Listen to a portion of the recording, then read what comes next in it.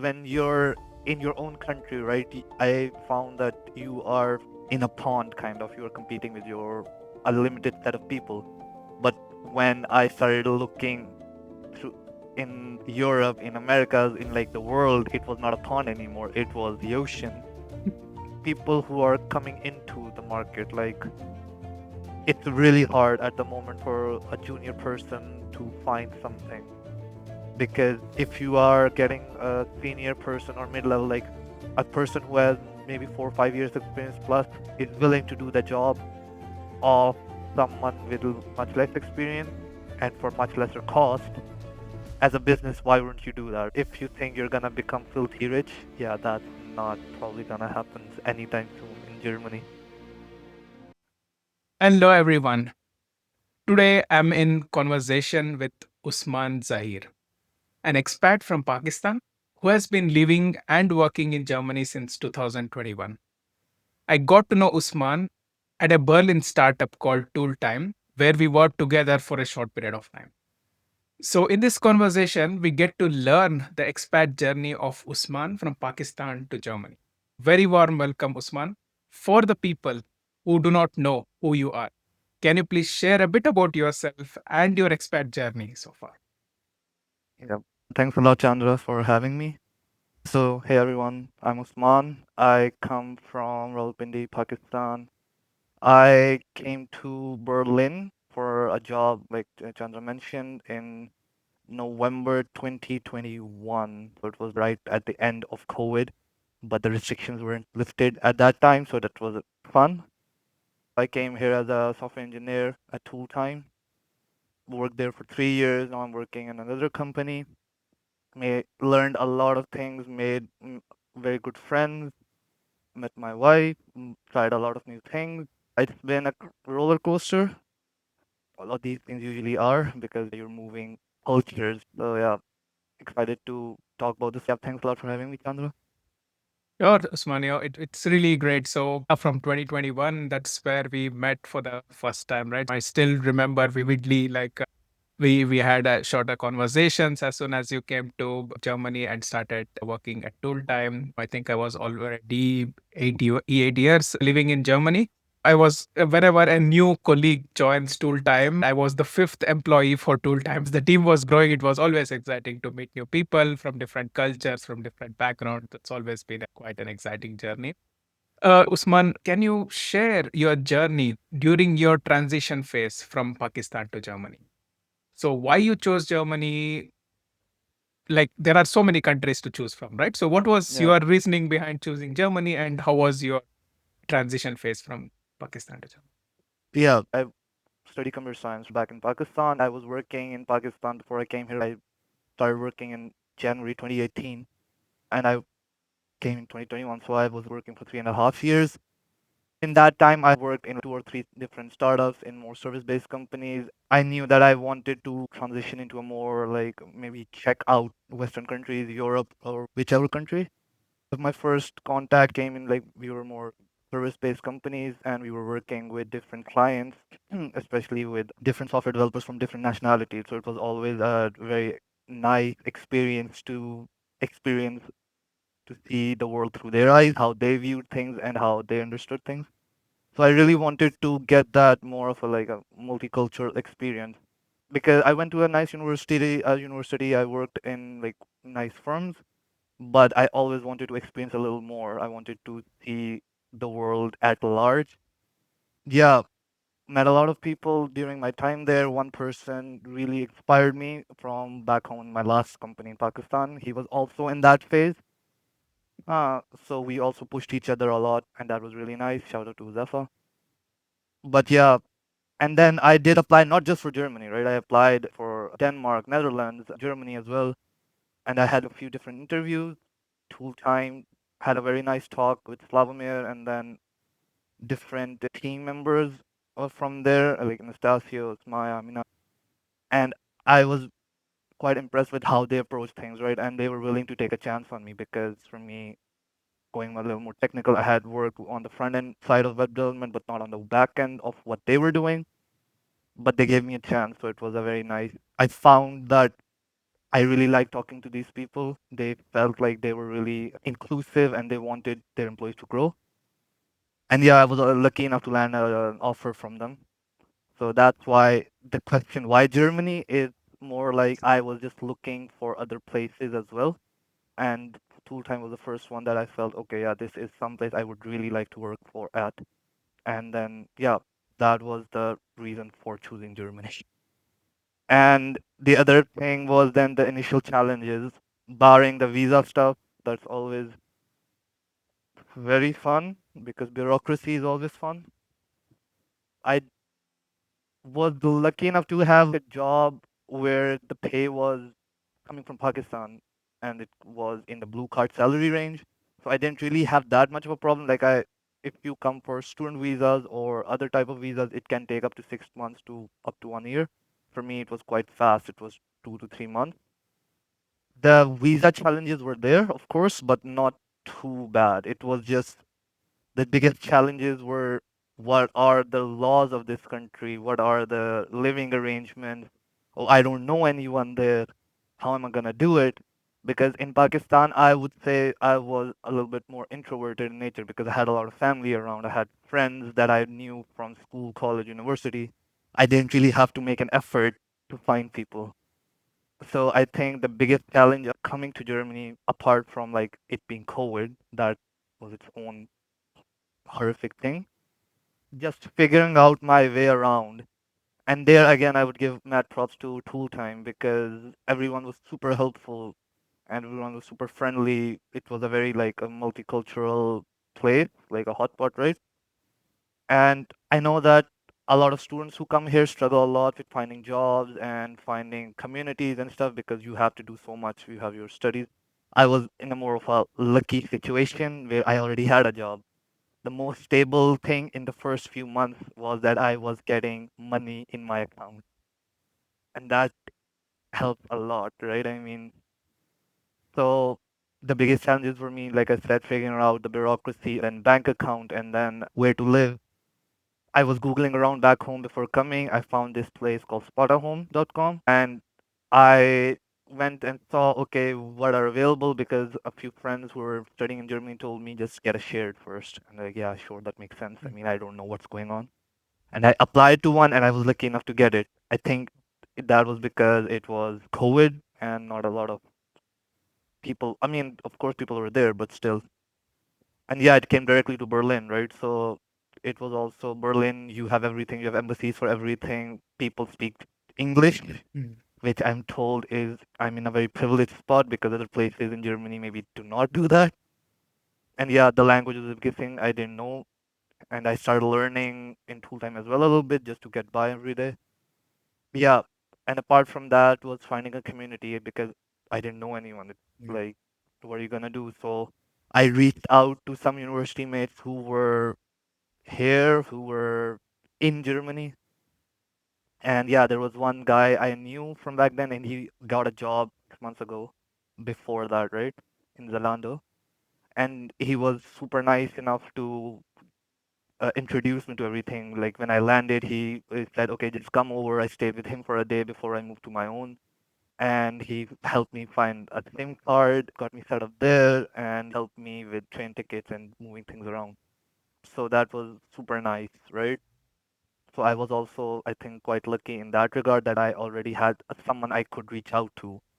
And yeah, that was the thing that I found super weird when I first landed. Okay, what am I gonna do? Like the train, the public transportation isn't there in Pakistan that much. Like you use your own personal cars. Of course, there is public transport, but most people have their own convenience, right?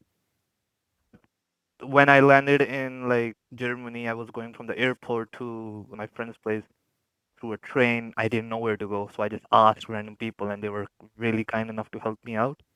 One person I remember even took my. I was in Warsaw Strasse. I didn't know Warsaw Strasse, and I had to take the S7 from the S9. And one person just grabbed my bag and took me to the train, like here. I was like, oh, nice, thanks. This is not the coolness I heard about so much from Germans. So that was one cultural shock right at the get go. Yeah, and like I said, I met new people in the company. right? Because yeah, I didn't know anyone else there as well. And I was lucky because they also hired like three or four other people, from Egypt, one from Bosnia, another from India. So they were also kind of in the Mhm. same boat. They just arrived. They were looking for friends. So I think we hit it off because they were also expats. Mhm. And so I know that people say in different forums that how hard it is to find a community. It definitely is, especially if you're a student. But I wasn't a student, and I had some people who were also actively looking for friends. So I think the timing really worked out, and I learned a lot from them of how to make more friends because I had to learn to be more extroverted. I remember I was here, it was my second week, and before coming here, I was all like, yeah, I'm fine. If I don't meet people, it's fine. It'll happen when it happens. But it was the second week, and I was losing my mind. Mhm. So I just messaged the guy like I stayed with, like, hey guys, can I like come over? Can we do something? I really would like to meet someone. And they were super nice enough to invite me out, and I met people through them as well, right? Both of them from Pakistan, so the common language, they helped me a lot there. Yeah, so there were challenges, but I think what really helped me was having a nice environment to work in, right? Having money in my account every month. So I was stable and they understood what the challenges were. And then I was lucky enough to make new friends, reconnect with all the people I knew. So yeah, it was difficult the first few months, but I think I was luckier than most, I would say.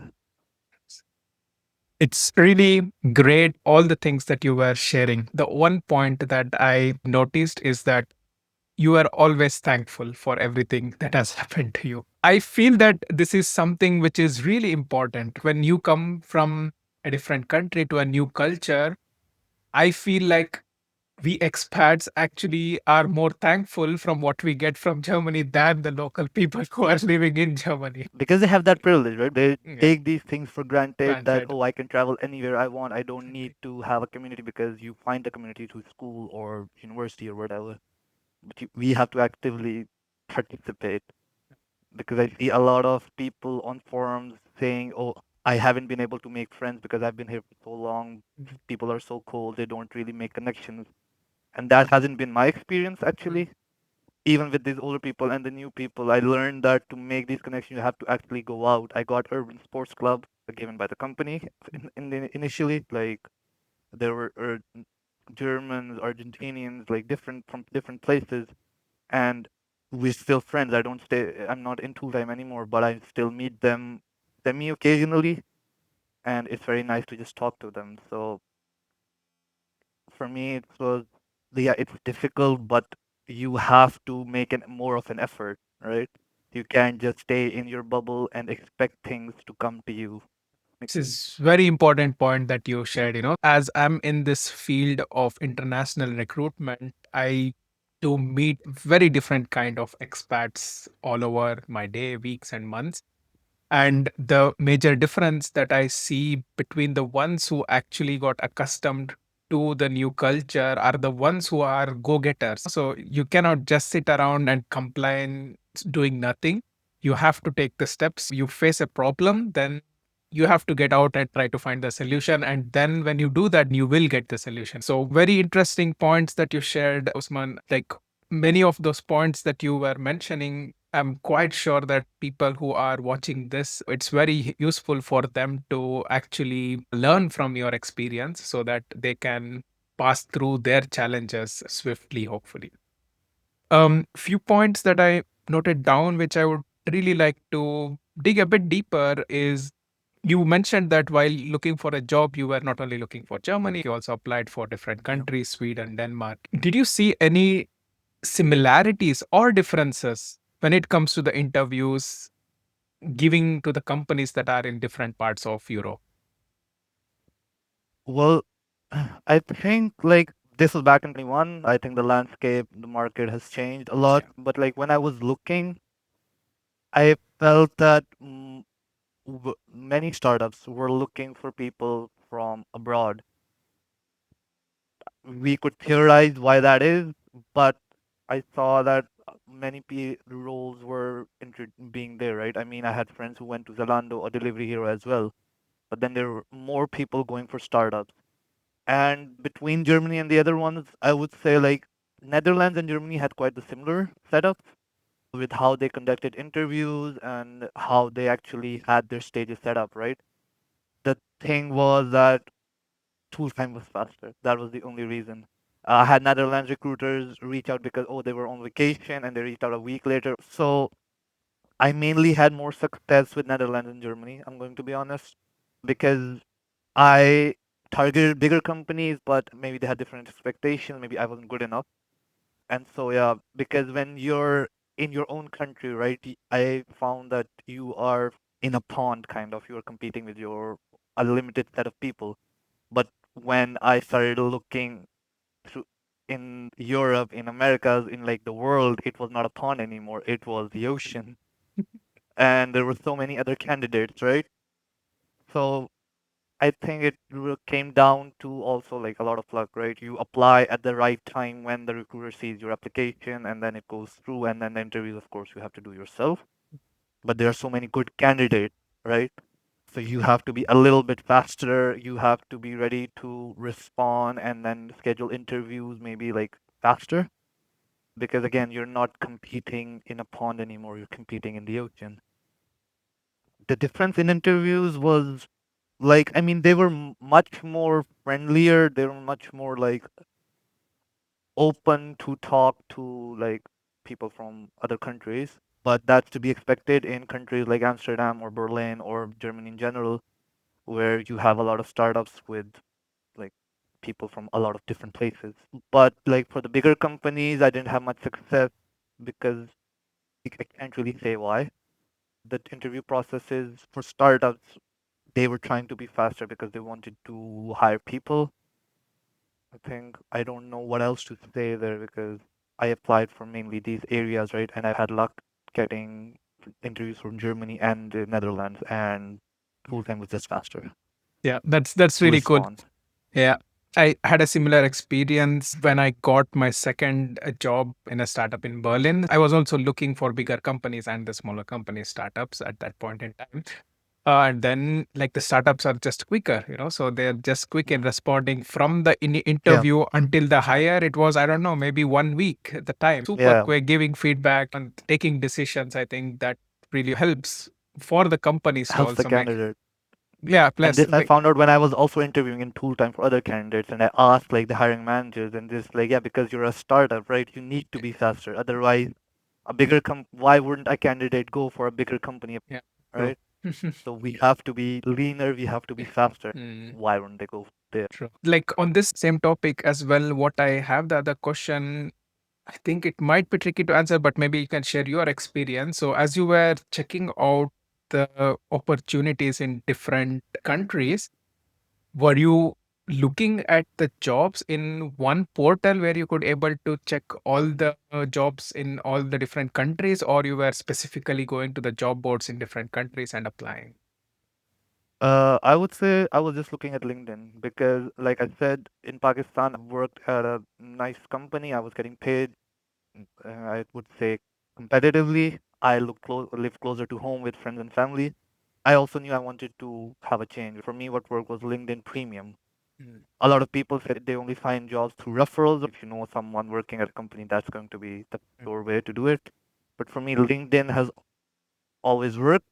And maybe I'm just lucky in that sense. Or, yeah, I don't really know. There's Indeed, there's Stepstone, there's Zing, there's a lot of different platforms. But one, I didn't speak the language.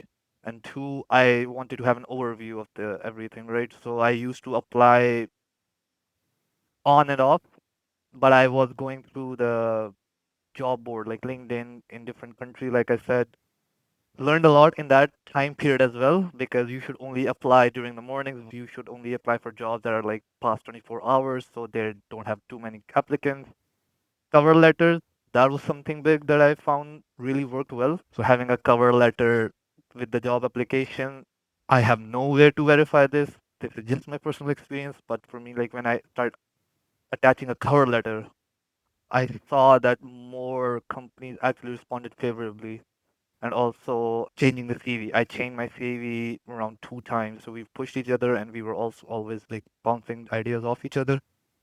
So went online, found a nicer template, and yeah, I think that really helped to stand out, like one page resume, everything on, because I found talking to other recruiter friends as well, it's like, yeah, they just want to see what the experiences are, if you match with the company or not. Having long text about things helps no one. It makes it harder to read. So those are the things that I found that work for me. And yeah, like I said, LinkedIn. I found full time through LinkedIn. I found my current job in through LinkedIn. So whenever I needed to, I would just get a premium because for me it helped. I don't know how it is currently. A year ago, I was doing it. It worked. But yeah, things move very fast in tech. So maybe it doesn't work now that much, especially with like AI and stuff happening. But those are the things which helped me when I was looking for a job from Pakistan.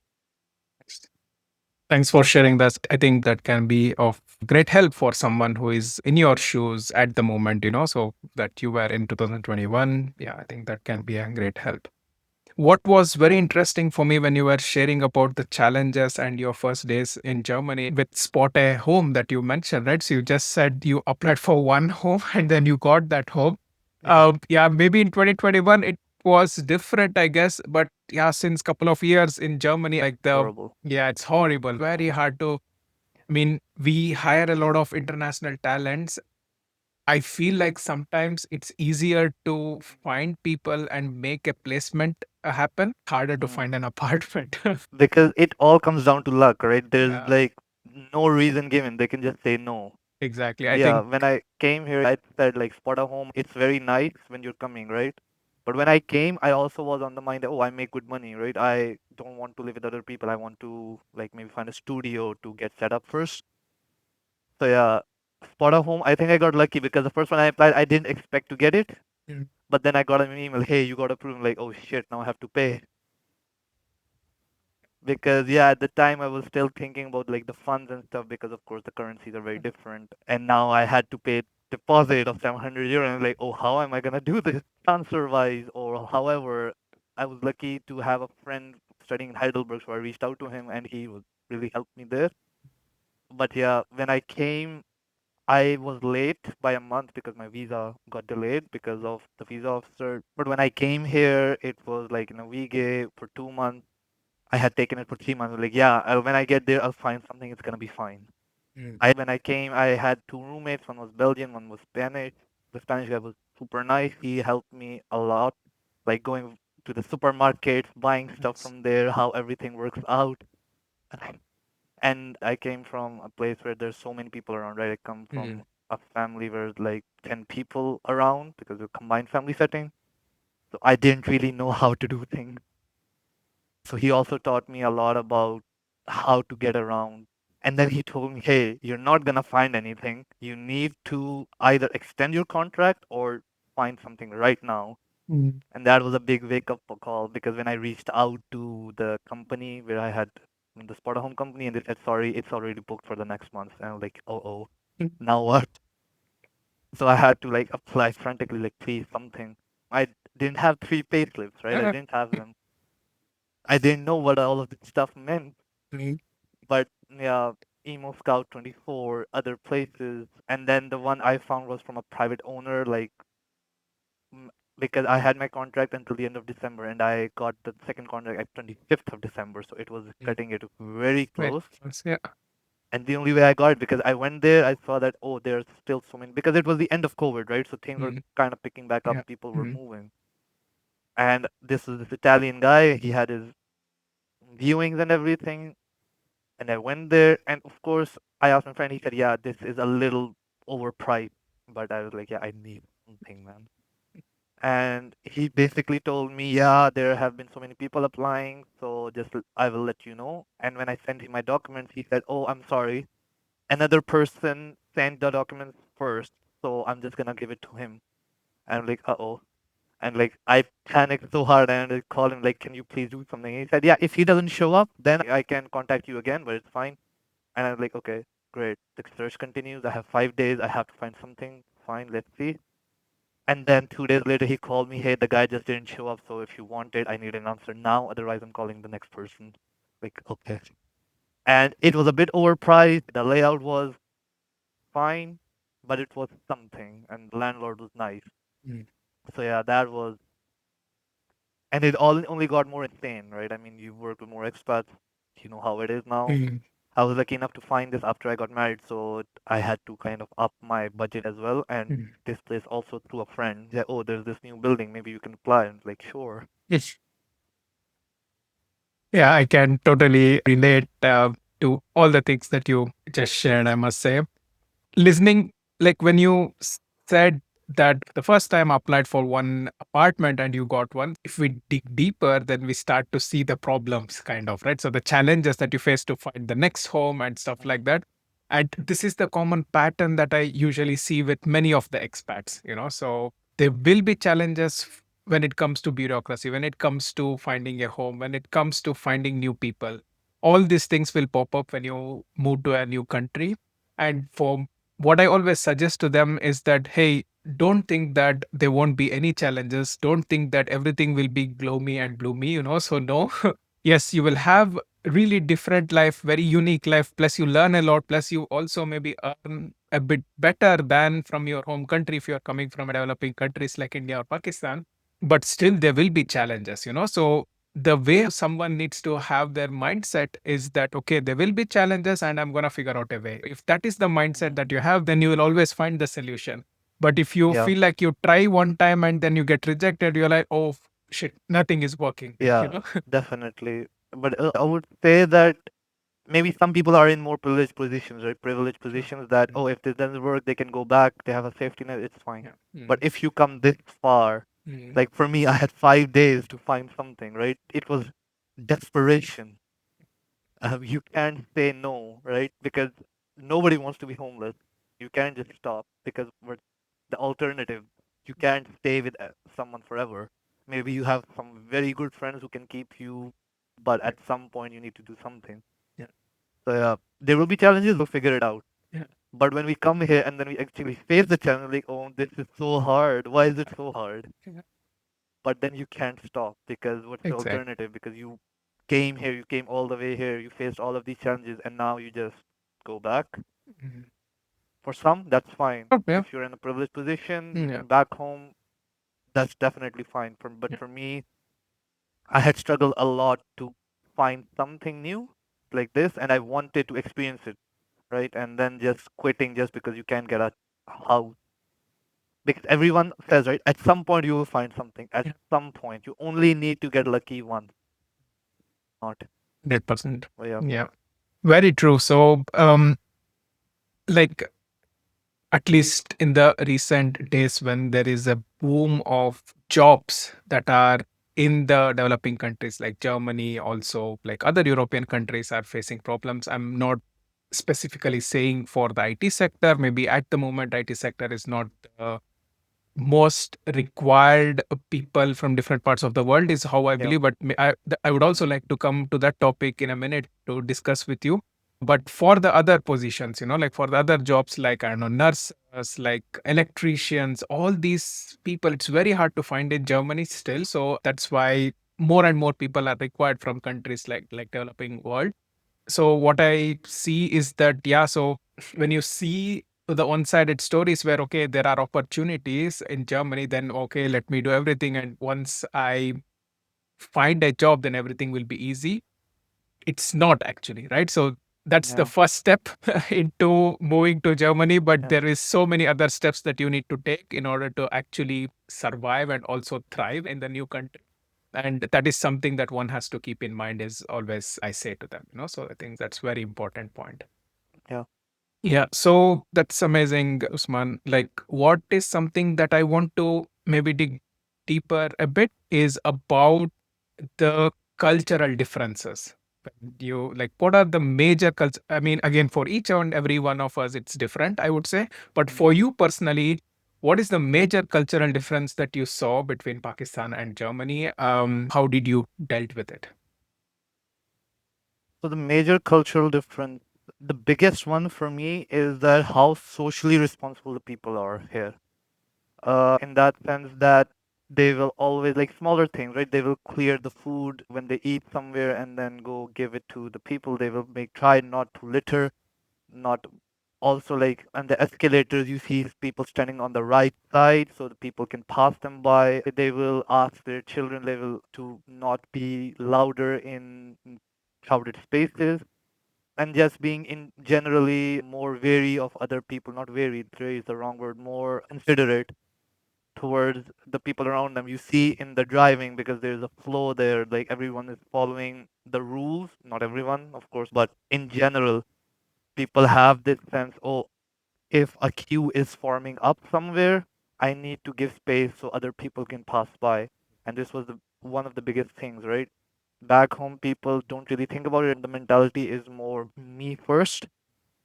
And here it was like, yeah, everyone first. This is, as you see this in the medical insurances as well, right? There's the social concept of everyone first. How the medical system treats everyone is different from person to person, but the concept is there, right? People are all paying. That's how the public insurance is working.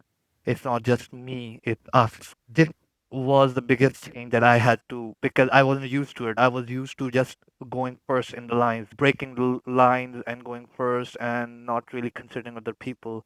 When I ate the food, I just left it there, and that I had to learn, okay, this is not a good thing. And just being aware of that there are more people around me than just myself.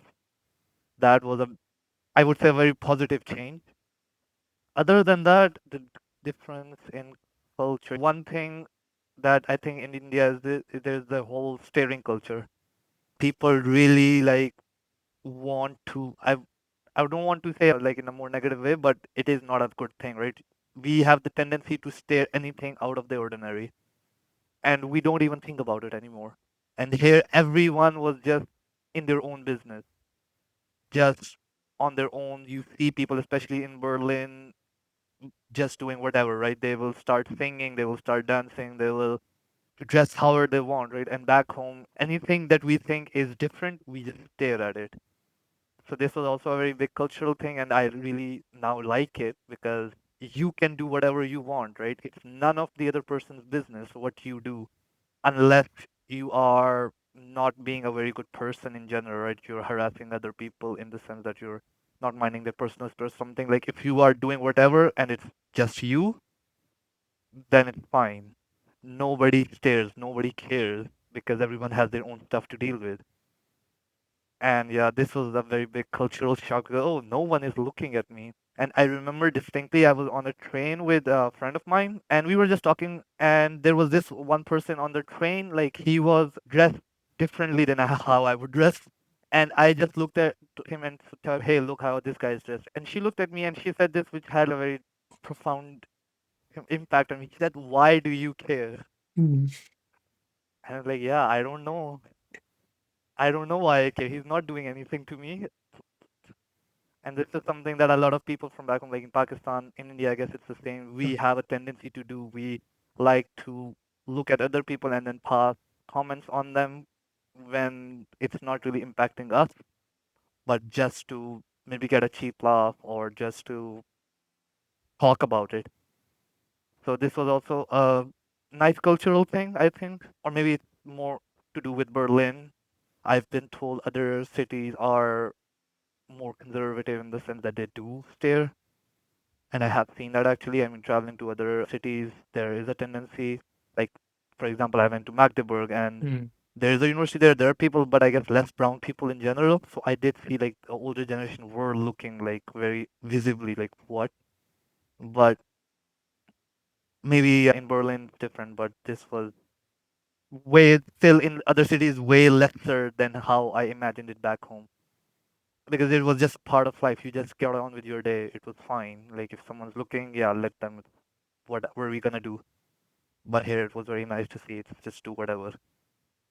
Coming out from that mindset, hey, okay, nobody's looking, nobody cares. It's fine to do what you want.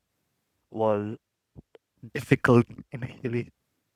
But yeah, those are the two biggest things I think. The food. Oh my god, I miss the food back home.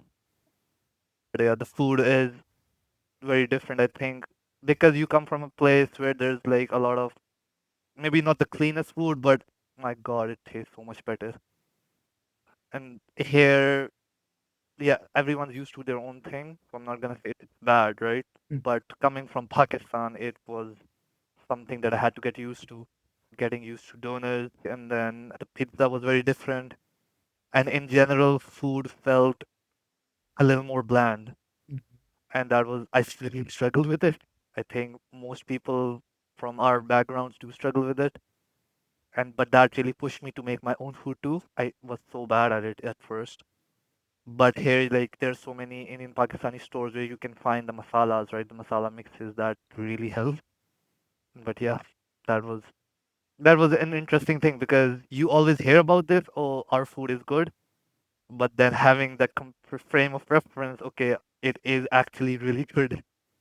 You always take it for granted. So yeah, I'm not saying the food here is bad. Whoever who grows up with the food here, of course, for them it's good.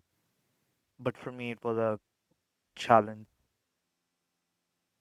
Wow, this is so true. Like all the things that you just mentioned, as we come from a very similar background, like all the things that you just shared, I was like, okay, I'm just nodding my head, like, okay, yeah, this is check, this is check. I have experienced the same thing. So with the food, I can just underline this. In the negative side, it's a different food for us. So we miss it for sure. On the positive side, what I see is that because of this, I took the opportunity to learn how to cook. Is how I Yeah, see and on the also positive. to try different cuisines, right? Exactly. Yeah, exactly. Yeah, So this is what I definitely also see as a challenge.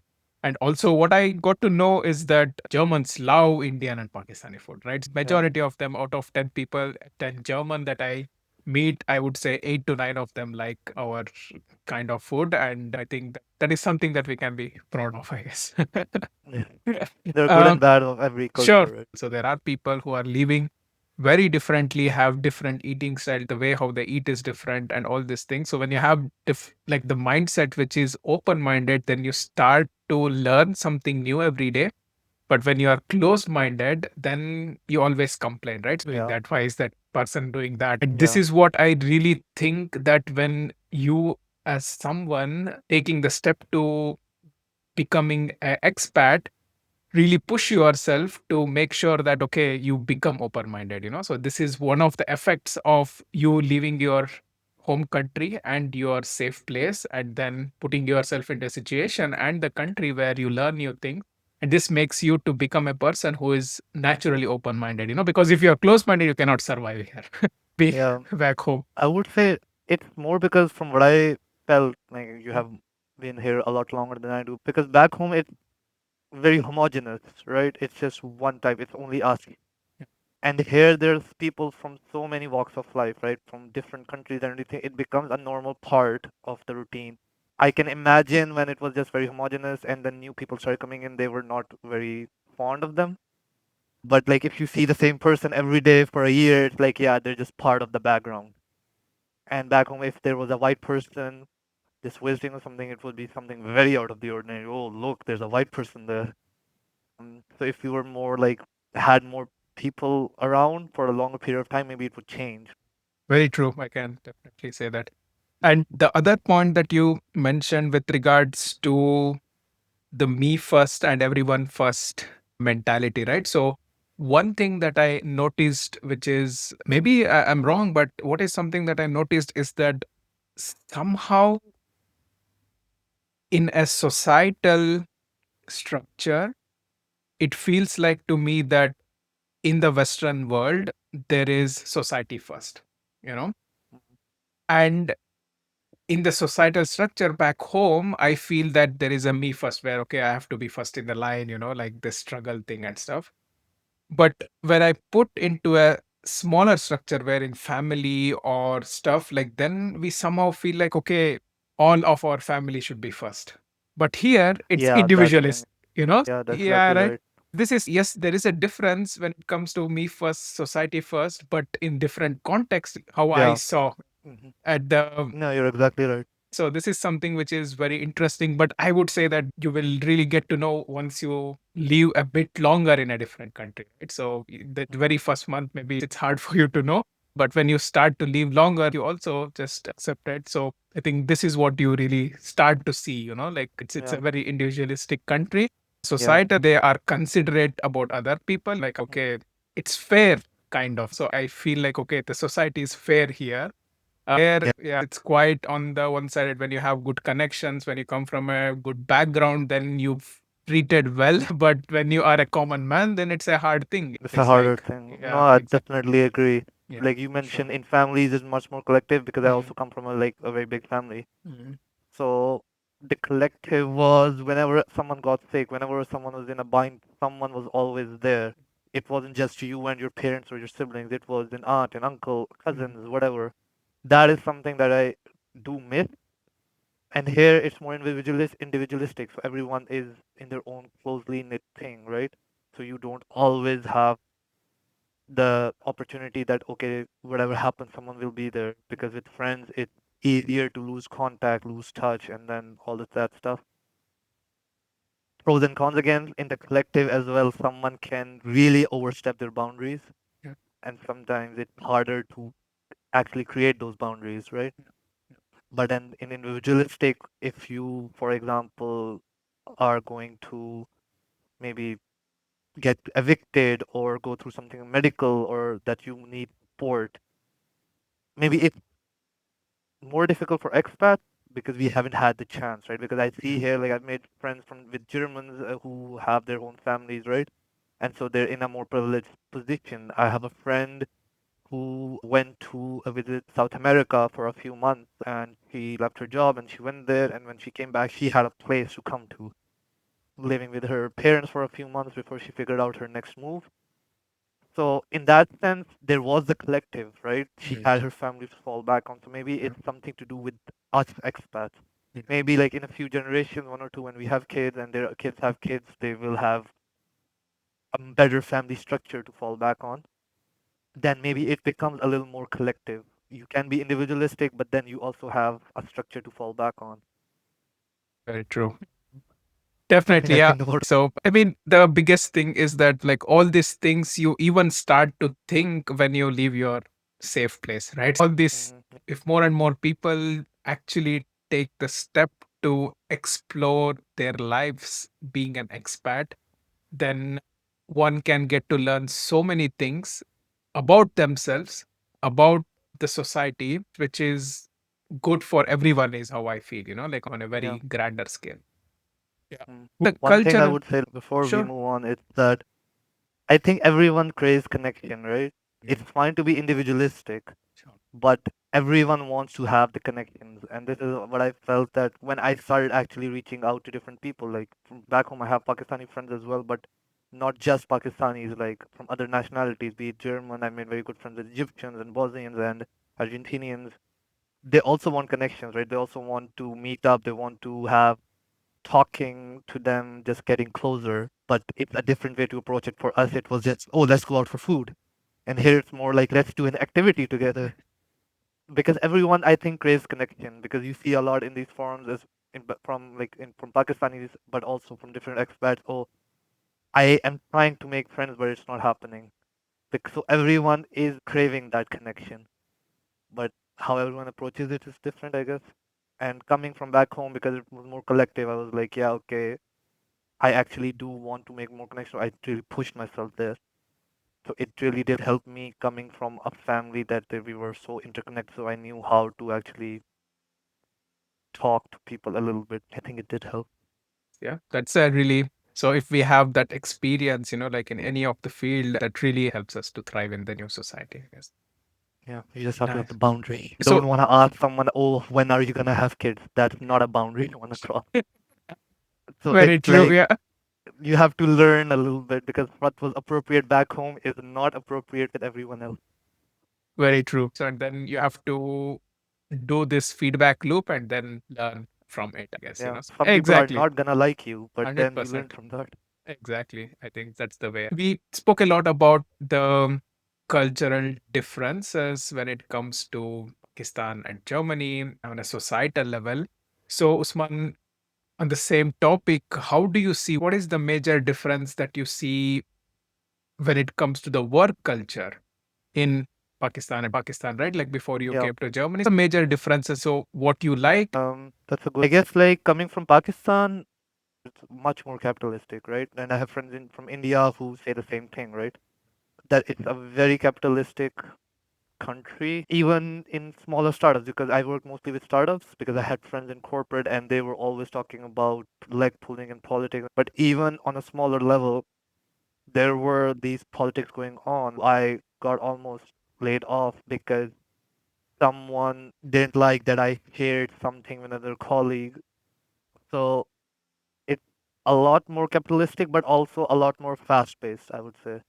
And in Germany, like I've only worked for this is my second employment, right? So of course there would be companies that are maybe in a bigger scale that have more toxic work cultures. But coming from Pakistan, it was much more, I feel like, because you in most startups you were expected to do overtime, you were expected to be polite and not say, "Oh, I have to go home because there was work to be done." So just my experience working in like three organizations that you were expected to do more. You were expected to get involved in politics, and if you weren't, someone else was gonna do it, and they were going to rise higher. Because in my first company, I met this person, Mushahid. He's very good. Like technically, he was very good. He was such a nice person. He still is, but he wasn't being paid that much because I think because he was with the company for a long time or whatever the reason. He's doing very well now. I'm very glad for him. He's Yes. in working one of the top IT firms in Pakistan.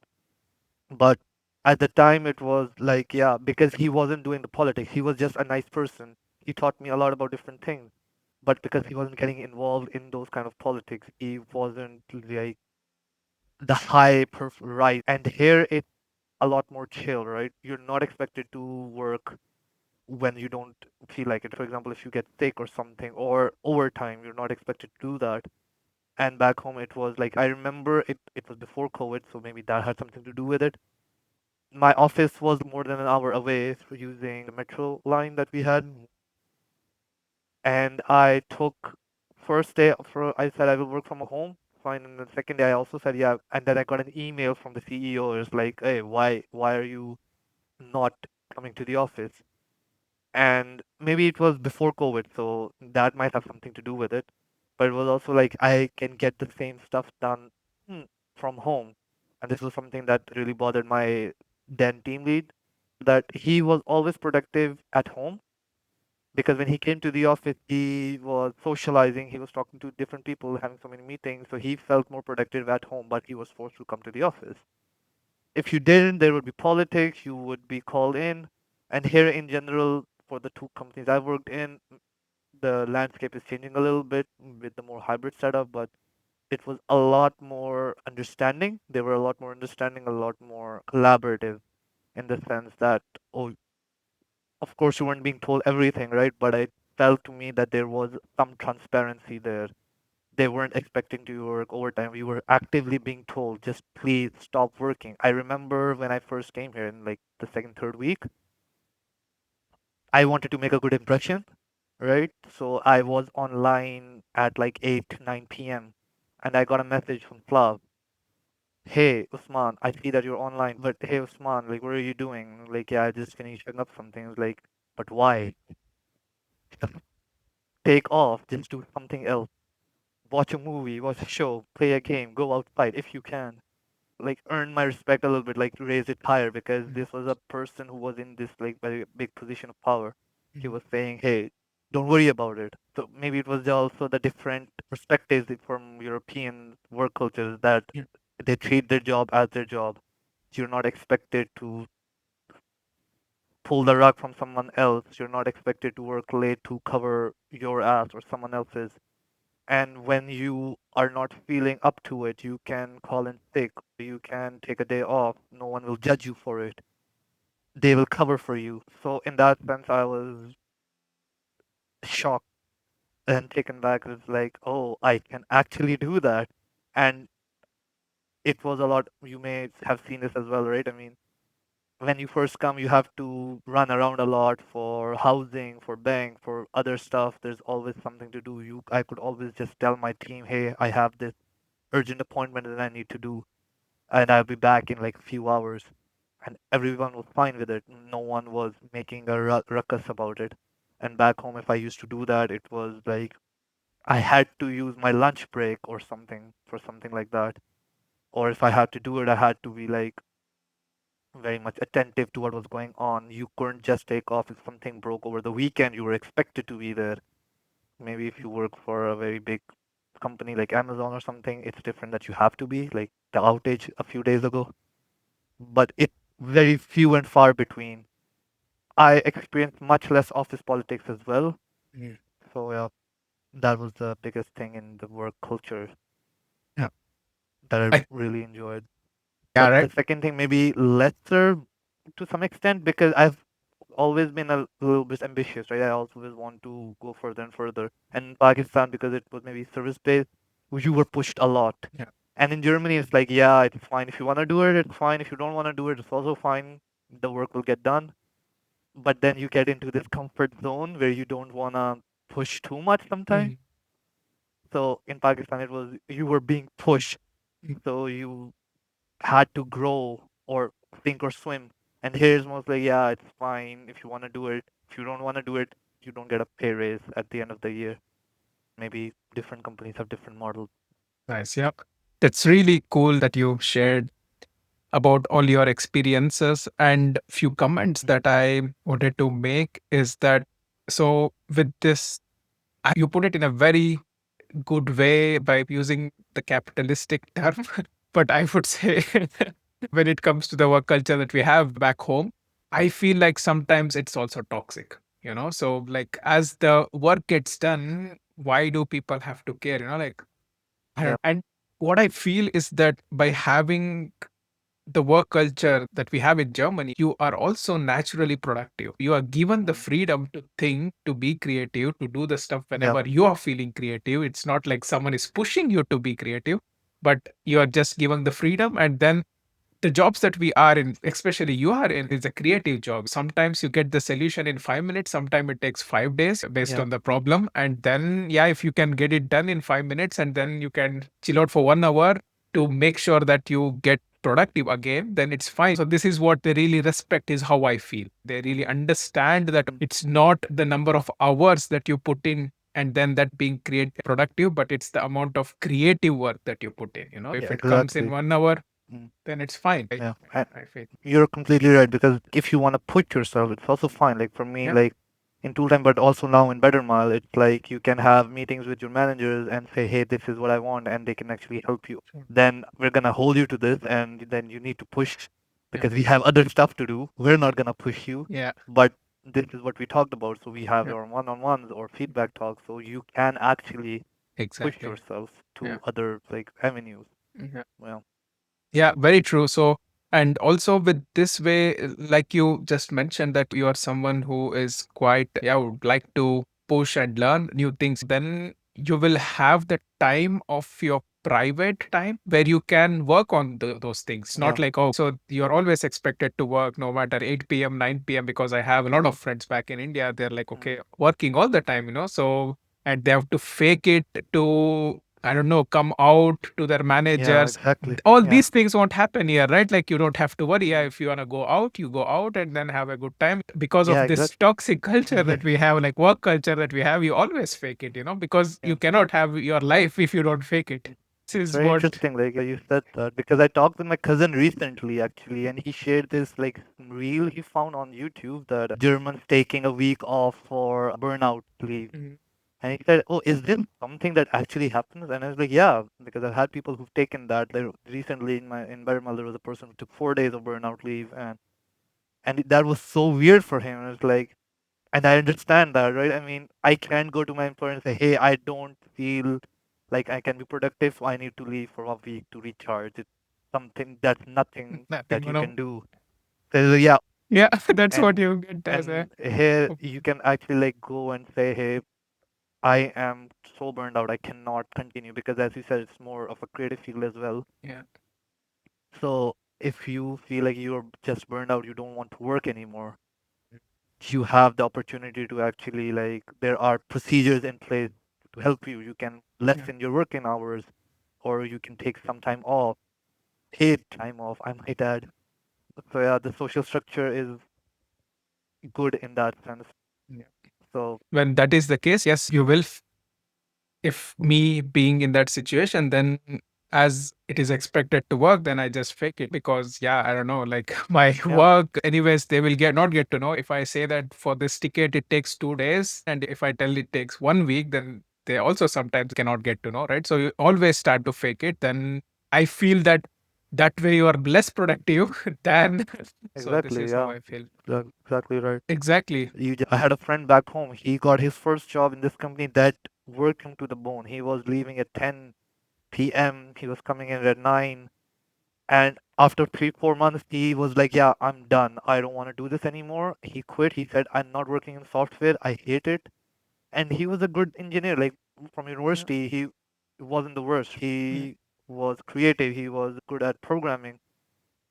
But then he took some time off, and after years, he got into masters in the UK doing data science. He's now in a good spot. But at the time, it was horrible because they were just pushing him so much because oh, it's just a graduate, it's fine, and they just put him off programming altogether. So that was sad to see, right?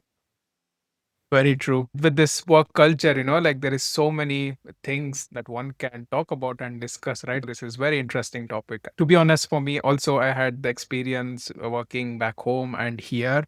I also consider myself who wants to push and learn new things, so it's not just okay, I have my work and then I'm happy with it. So I just want to learn new things all the time. For me as well, this is something which is better, like I dedicate my time to my full-time work. Then when I have a spare time, I will learn something new and discover something new for myself. Yeah, it's super nice to do such a thing. The next point that I want to discuss with you, Usman, is that when it comes to the IT industry, you are in this field working as a Mm, software developer in Berlin. How do you see the web development career path mm, in a Berlin startup scene? Is it something that a lot of companies are letting go of people, like especially the developers, or how are you seeing this field in Berlin scene based on your just what mhm. you experience? Yeah. I would say the landscape has changed a lot. I think companies hired a lot between 2020 and 2022, and now it's plateauing, right? Because the demand is not there because the supply is in excess. I have a lot of friends who got laid off. There's news every day that saying the layoffs are happening and someone got affected. The company, it's an employer's market now, right? So they can get away with paying lesser, and Berlin is just getting more expensive. So in the sense that you will always, I think, need web development, right? Because every company needs a website. That's just something how the internet works. But now I feel like there's such an overabundance of supplies, especially from Pakistan, India, Bangladesh, that hirings from back home have become, they still happen, but so rarely because I Yeah. have friends who started looking maybe like applying to Europe a year or two ago and they don't get anything. And it's very disheartening to see because there are a lot of very talented people working back home who would like to experience something different. But the hiring, because there's so many candidates here, especially English speaking candidates, that the companies don't need to do anything. They can have whoever and then they can afford to pay them lesser. One example I have in my current company in Bettermile, my our HR shared with us that a year or two ago they had a job posting and maybe 50 people applied to it, and this year there were 5,000 Mm. because first English speaking companies have too many people already, so they're not looking. One thing is that German speaking companies do need people, but people don't speak good enough German because in those companies you need at least B2 or C1, right? So the landscape has definitely changed that good people still get jobs. I have a friend who recently changed her job and she's now earning like 40, 50% more. And she doesn't speak German, speaks English. Yeah. Of course, she's learning German, but she's not there yet. And the second thing is people who are coming into the market. Like, it's really hard at the moment for a junior person to find something because if you are getting a senior person or mid-level, like a person who has maybe 4 or 5 years experience plus is willing to do the job of someone with much less experience, and for much lesser cost. As a business, why wouldn't you do that? Sucks, we understand, but it still sucks. And also, like, there was a very big, I think, push from boot camps and from IT, like boot camps, like, yeah, just take the 6 months course and then you're gonna be earning a lot of money. Those people, I think, are also now suffering because if you're doing a bachelor's, master's, you're getting the foundations, right? Yeah. And if you're doing like 6 months or 6, 7 months of boot camp, you're not getting the foundation. And then a lot of people I see on forums come and complain about that. Oh, I am not able to find a job. So I think like a lot of good people can still find jobs. It's just harder if you have much less experience. In that case, you do need references. You need networking. In my company, like in Vermal, no, not in Vermal, but there was like I have a friend in another company and he recently had a job opening, and because it was a position not a junior level but a little more experienced, but I think everyone who's coming from our part of the world has at least 1 or 2 years of working experience, right? Once you start doing your masters and stuff.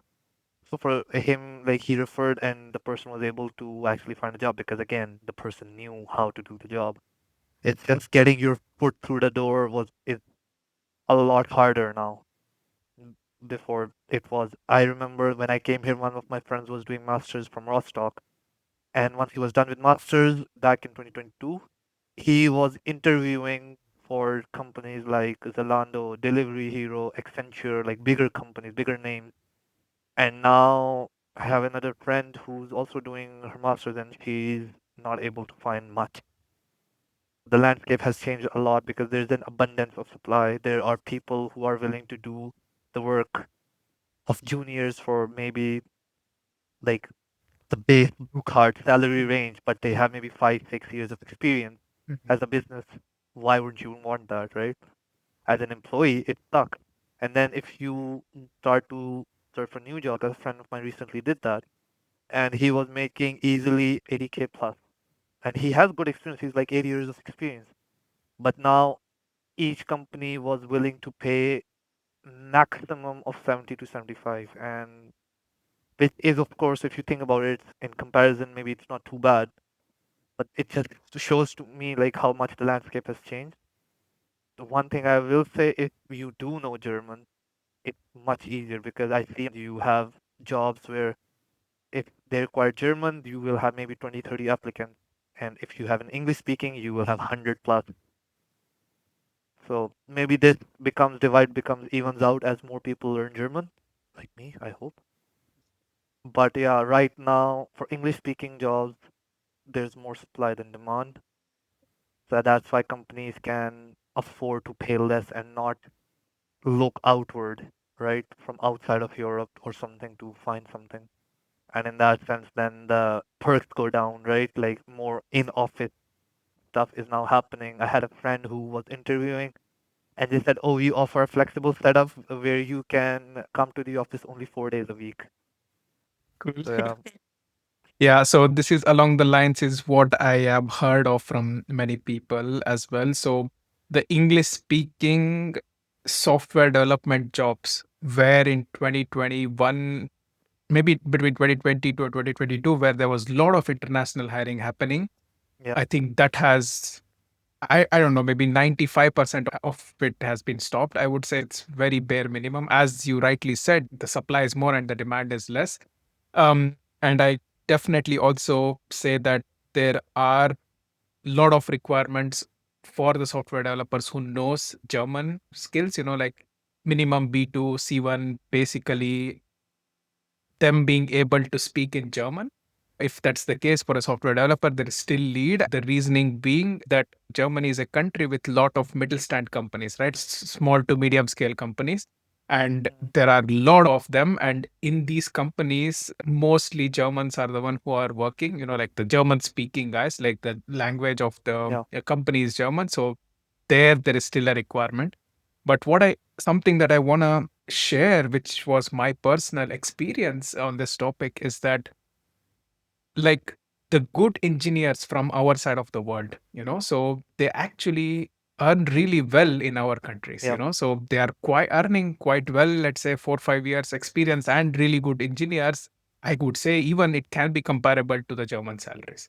Yeah. So what we did is that as we for us destination Germany where we do the international recruitment, we work with a lot of medium scale companies, and then we understood that okay, for them there is a requirement for software developers, but they need German speakers. So what we did is that we started a course back home where we hired software developers and started to teach them German, but all of them are earning the salaries when you take the PPP, which is purchasing power parity. Like it was coming somewhere between 70 to 80K, 90K euros in their Yeah. their home country, and only one person finished B1 level. Yeah. So low Exactly. for the sorry, you push harder, you learn harder, and then make sure that you learn German. But there, yeah, you're having a safe job, you are earning quite well, and it's also very much comparable to German. Anyone for Yeah. me as well. I think we both can accept that or agree on that. But yeah, so then the motivation is super low. So that's why the Yeah. I ones who would are like to add it because for India, from what I've heard from friends and like you as well, India has a very bigger economy. I have friends here who are planning to move back because they're like, oh, we've here for a few years, we've seen Europe, and now we can go back.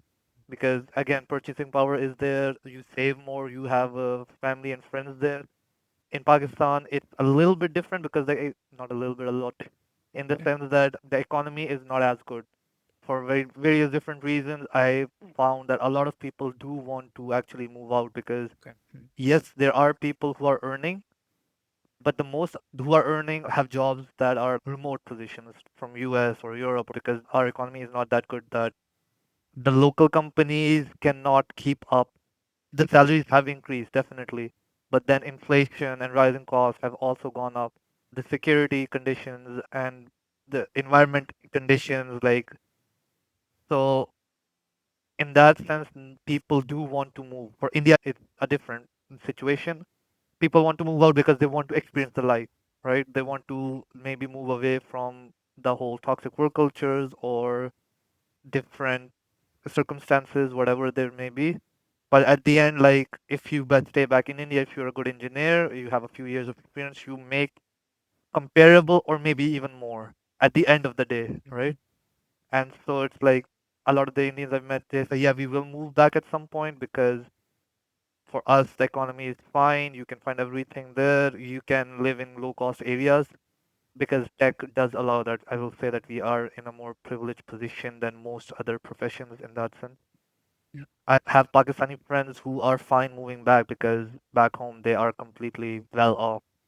But then there are people who have their families who depend on them, right? For them moving back, at least at the moment, is not an option. Yeah, very Yeah. true. I mean, thanks for adding on top of that. I guess I think that's very true. So, I think what we both definitely agree is that for someone who is really looking into to move to Germany and has a Mhm. software engineering background, I think they have to focus on learning German as Yes. I guess. Yes. So, Yeah. at this point in time, with the current job situation or the Hmm. market situation, I think without them learning German at least until B2 and then trying to find the job, it's a no go Yeah. at this point. Definitely. Yeah, so cool. So the next topic on this same work and career path, what I want to ask is that about the AI. So as Mm. we know, like AI is a big thing at the moment while we are Mm. recording this conversation. How is it being impacted in your industry, Usman? What are Yeah. your thoughts on this? Yes. I want to preface this by saying that I am not an AI engineer. But if you remember, there was a lot of boom around it, right? A lot of noise surrounding it. There were so many companies that are now springing up that are saying, "Oh, coding jobs will go away, this will go away, and everything." It has definitely, I think, impacted it.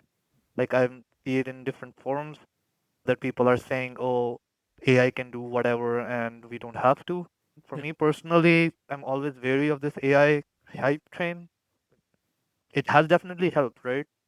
You can get done with tasks faster. Some people who weren't maybe very confident in their skills can use it to supplement. They can use it for learnings and stuff. But it is also quite dangerous in the sense that it allows you to turn your brain off. And as a software developer, it's not the best thing, right? If you just ask something and it says confidently, you can just take it as is and you put it in your code base and you ship it, and then you find out that there are bugs in there and now the company is losing money or whatever. There are a lot of people who are still pushing for this because of course, their whole businesses are riding on this. And there are a lot of good stuff with it that you can do, right? We can see like bigger companies are doing it, but smaller companies as well are integrating AI into their workflows and it's working well. But it's definitely taking away from, again, the junior job market. Because before, I feel like the stuff you would give to a junior engineer who joined the team so they could learn, like the menial tasks of maintaining stuff, so they could just get up to speed, so they could learn how the architecture was. A senior can do that, I think, with like AI tools. You can just type in, hey, I want to do this, and it can help you. And I've seen a lot of good applications for this. Like I went to this meetup recently for this extreme programming thing where the person was sharing their own journey. They had an operation or something like they couldn't use their hand, and so they needed to contribute because they were like a CEO of a company, and so they used AI tools to supplement their workflows, and they got comfortable with it because he knew what he was doing, right? He just needed someone else to type it out or bounce around ideas. I have another engineer in my company. He's amazing. He's a very smart engineer, and for him, how he uses it is to bounce around ideas, just to, hey, what about this? What about that? It is a very interesting time period right now, I would say, because we're still chartering the course for this technology. There's like ethical concerns. There's like how much do we want to push this? For management purposes, it's the next best thing, right?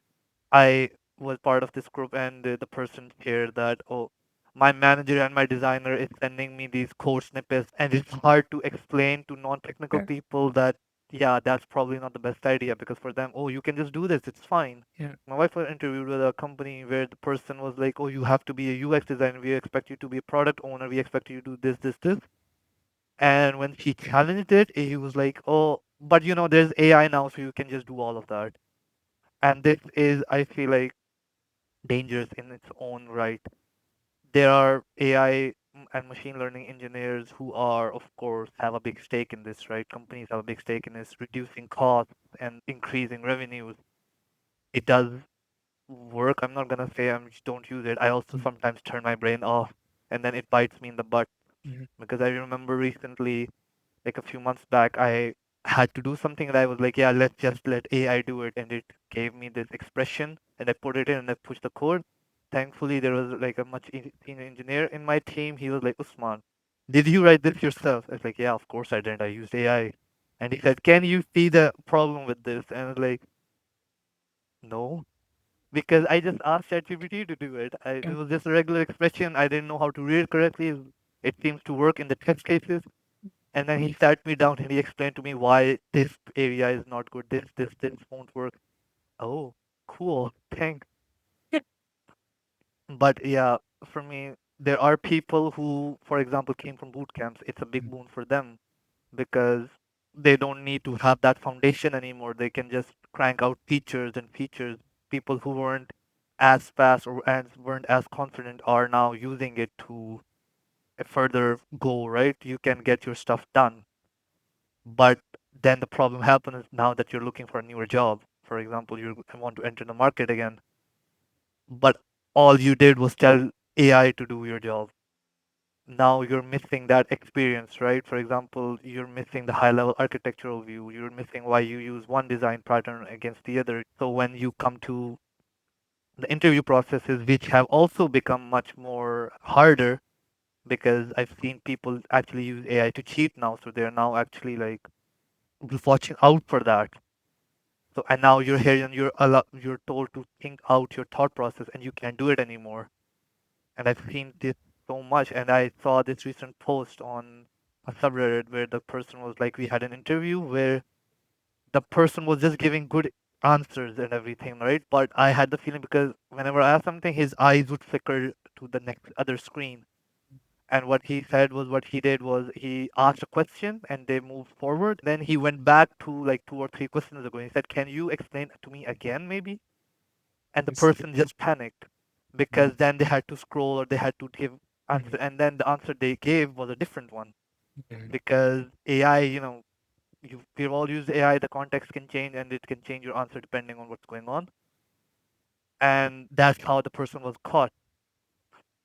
So it's causing this friction as well. Like you one point you have the ethical concerns. The other Mhm. point is that you are getting your stuff done. You are maybe quicker, but then you're not using your brain that much anymore, which you need to in a more creative space.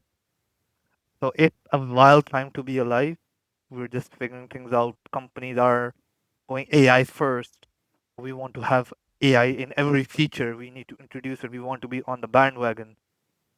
So for my personal experience, it has helped me, but it has also made me dumber. And I try to limit as much as I can.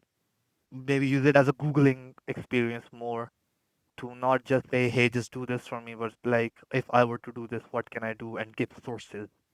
So it's forced to give me, okay, I found this from here, so I have a link that I can refer to and say, okay, yeah, maybe this doesn't work for our use case. But yeah, that's my take on it because yeah, it's Nice. difficult to say. For some people, it works better. Some people are Sure. using it in their workflows a lot in much smarter ways than I am. For me, I just go on ChatGPT like browser. Some people use it in their coding. They have their whole workflow set up. Like this person I told you about, this CEO person, he just told it what to do, and the AI wrote everything, and then all he did was review everything, saying, okay, yeah, this looks good, just put it in the code base. For a person like that, it's fine. But a Mhm. person who's just starting out in there, they're supposed to make mistakes, they're supposed to learn from those mistakes. And if you're just using AI to supplement everything, I mean, you're kind of screwing yourself as well. So I think this is very important for someone to know, like, I mean, from my experience, I can share about how I use AI and stuff. But on the software development side, I think what you just shared can be really helpful for someone who is checking out this conversation. Um, it's very interesting time to be alive, I must say. So I think it's so crazy where it's going. I'm very curious to see how the future would look like. So I mean, we as humans like to become efficient, stop doing repetitive tasks and stuff, like that's how we have been always. I think there is, so my thinking is that all of these things will give us more free time. In the past we were working 16 hours, it has reduced to 12, now we are at 8 kind of standard. It just goes in that direction, is how I feel with this AI, not only for the software development industry, Hmm. but that's where I am seeing as the trajectory. But maybe I'm completely wrong, I don't know, but I'm very curious about the future. So Yeah, that's it's very exactly. Like interesting, I maybe I guess. should be using it more. Maybe I'm using it less. Maybe I'm being left behind. I don't know, right? We It's none of us know because now everywhere exactly, you see AI first, yeah. and for me it's like, but I don't really need it that much. I think we have to figure out for each of us, so yeah, being curious will really help, I guess. But yeah, at the end of the day, it's quite open there. Yeah, what I definitely got in the very beginning of this vibe coding phase, kind of, right? Like, Yeah. wow, this is cool. Like, for me personally, in the beginning, I always had the dream of being a developer, So as soon as I saw that, wow, okay, this is nice, and then Yeah. I started using it. It's in a good place. Yeah. The website I saw that you can make your own stuff, but Mm. then you are just relying on this tool to make whatever for you because I saw this X post recently that a person was saying that they used it to make their own website and they scaled it and everything was fine because they were using AI to code everything and it worked great. They had customers and everything. But after a few months, they saw that their website wasn't even showing up in the search engine in Google. Mm. And then they had to really dig into it and understand because what they were actually, the technology AI, the AI spit out wasn't even made for search engine optimization, Yeah. and they lost a lot of users or MRRs around that because they were just trusting this tool to do it. I think having the core knowledge, having the background in software development is always very important. I feel, at least at the phase where we are in at the Yeah. moment, so where every, or like many people say that, okay, we now don't need developers and stuff. I strongly disagree with that because, yeah, even with this vibe coding, like you just see what you get, but when you don't know what is happening in the Yeah, exactly. behind, then you're like, you cannot fix things. Yeah. One thing that I will say is that I've found more now. It's like every business is moving to having more full stack developers Mm. where they're expected to do everything like the Yeah. front end web, the back end servers, the deployments, and everything. In my opinion, you cannot have that much experience in like 2 or 3 years. Mm. You need Yeah. to focus on one thing. Yeah. For if I met a person who has like 10, 15 years of experience and they say, yeah, I can fully develop something like, yeah, okay, this person probably went through everything. But now you are being forced to say I'm a full stack because companies want a full Well, stack yeah, because they expect that with AI you can do everything. yeah, And this is a trend that I've seen a lot. Before it was some companies, bigger companies still do it. And in startups, I guess you do need full stack. Like in tool time, you were expected to be yeah, like a software engineer. And that's fine, right? You can be a software engineer, but you can have your preferences that I want to do this or this or this. I yeah. want to specialize in that. But now for every company is just hiring for these full stack unicorns Mhm. because they expect that you can do everything with AI. Yeah, let's see. I think at the moment, that's how I also see. Maybe with the future brings and makes many people more like software developers, but we never know, You never know. could you never Because know. at a Yeah. tool time, I was hired as a full stack, but Mm, they were very transparent. Okay, yeah, you don't know this specific thing, it's fine, you can learn. And that is a mm, very nice thing to have. In sure. Better Mile as well, it's like, okay, you can do, because I have more experience now, I can do front end and back end. If you don't know everything, we can learn. But the expectations have risen a lot, especially with this AI, I feel, with coding agents that you are expected now, oh, you should be able to do everything, which is, I feel like, a wrong expectation. True. But what I at least experienced is that this learning, which you also mentioned, so this learning is really getting better, kind of, Yeah, so with the AI, like when you are if you missing want. some exactly Yes. like in the past, maybe you had to rely on your colleague or you have to Google and then read a document or whatnot. Yeah, On a search level, you just put this search and then you get to read about everything and can yeah, learn a bit that is very quicker, true. I guess. Maybe you're missing some fundamentals in something, and then you Sure. can ask. About it, way You that can you just forgot. ask it, and that's also very nice. Yeah. Double-edged Nice, sword. Usman. Nice, Usman. So slowly we are reaching to the end of our conversation. So the last question that I would like to ask, Usman, you have been living in Germany for last 4 years, right? For 4.5 years. What are your future plans? So are you planning to stay? Are you planning to leave? Whatever the reason why, like again, I know that in the Mm, future, let's say in 6 months, it might change. I think. yeah, like you said, and I guess it's a lot for maybe the majority of the expats. Sure. For Yeah. me, I don't plan on leaving. One thing I have to do is learn German, like on a better scale to better integrate because I've been quite lazy on that front. But still, like at the moment, I don't plan on leaving, right? I feel like I have built a life here and it took a lot, like a lot. I don't want to do that in a hurry, right? I don't plan to. And I really genuinely do like living here. Of course, there's pros and cons everywhere. But to me, my experience has mostly been positive. Circumstances can change because I also have a lot of family back home. Things can change in unexpected ways. But at the moment, yeah, I am content. It's And amazing. no, Yeah, sure. yeah, Unexpected things can happen. So, any closing words that you want to share before we end it up? So, yeah. anything that you want to share? Yes. I would like to share one thing. We already talked about a lot of different topics about knowing German, about integration and stuff. And because I talk with people from back home or different friends, and they say, "Oh, but then you don't want us to come," and it's not that, right? Yeah. If you're coming, you need to set yourself up for success. There are also the expectations. Maybe it's a capitalistic society. People come and say, "Oh, we're gonna make more money." Mm. You probably you're not gonna have that in Germany. There are ways. You should definitely plan for retirement, right? Because you don't know what's gonna happen. Maybe the pension system doesn't work out or whatever. Like German, you need to know, but also like planning for the future as well. So yeah, it's not that don't come because there's like Germany's also promoting chance card and everything. But that I feel they're setting people up for failure because they're just come, just come. Just think carefully before coming because you're not gonna get rich here. The social structure is great. You have a lot of money left over for traveling and everything. But if your plan is, oh, I can come here and then I can save a lot and then I can move somewhere else, but you can have a nice lifestyle here.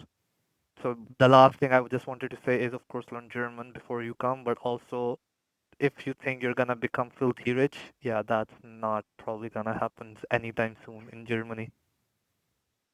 So yeah, that's the last thing.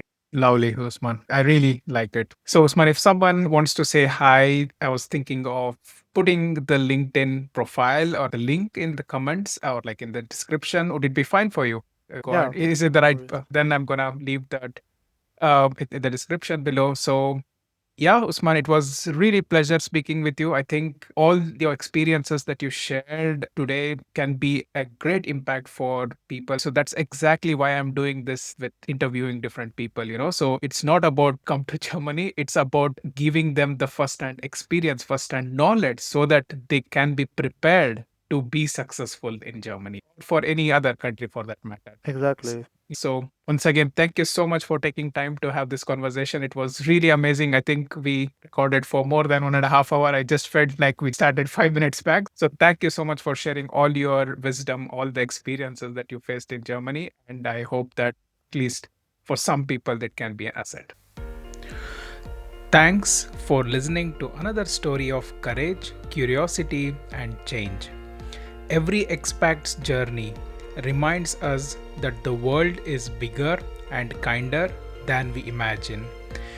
If you want more stories like this, subscribe to my newsletter at chandrasen.me/subscribe and follow me on social media. Your support, a share, a like, or even a quick comment helps these stories reach more people who dream of a life abroad. Until next time, stay curious and keep crossing borders, both outer and inner.